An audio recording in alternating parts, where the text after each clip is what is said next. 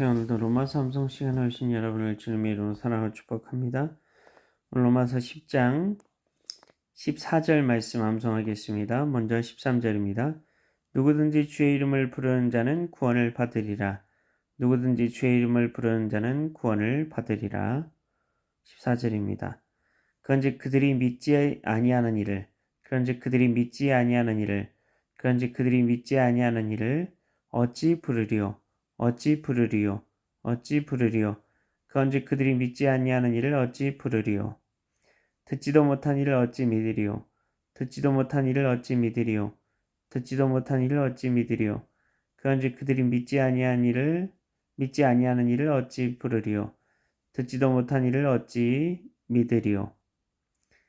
네, 처음부터 다시 해보겠습니다. 그런즉 그들이 믿지 아니한 일을 어찌 부르리요.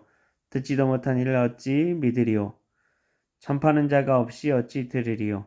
전파하는 자가 없이 어찌 들으리요.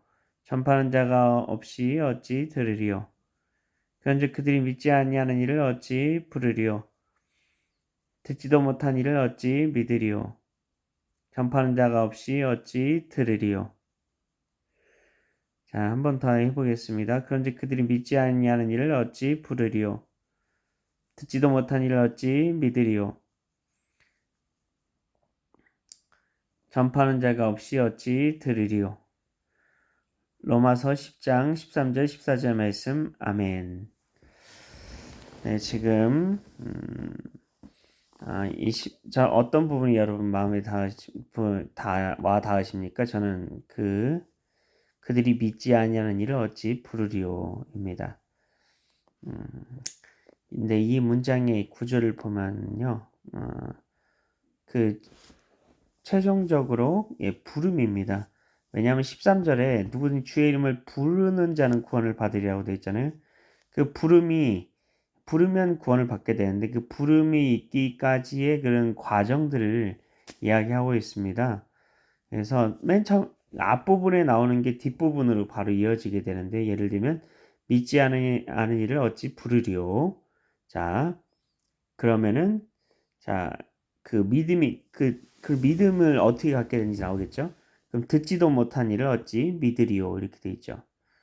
예, 그리고 그 오늘 말씀의 마지막은 전파하는 자가 없이 어찌 들으리요, 이렇게 지금 그렇게 되어 있습니다. 그래서 그 전에 나온 게 그 뒷부분으로 가고, 그리고 그 다음에 나올 게 앞부분에 있는 것을 그렇게 알 수 있습니다. 자, 그래서 믿지 않은 일을 어찌 부르리요. 그러면은 이 믿음이 맨 뒤로 간다는 거예요. 그럼 어떻게 하면 믿을까요? 네. 듣지도 못한 일을 어찌 믿으리요, 이렇게 돼 있죠. 자, 그러면은 이 들음을 위해 뭐가 필요하냐? 누가 말해야 되겠죠. 그래서 전파하는 자가 없이 어찌 들으리요.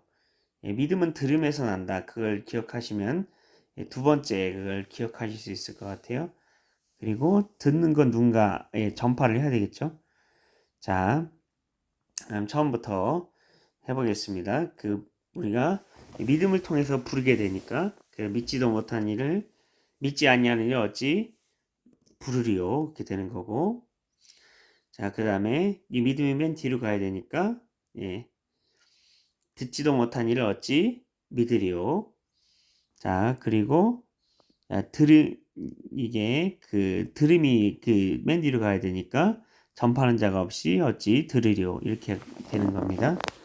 자, 오늘 말씀 우리가 같이 암송을 해봤습니다.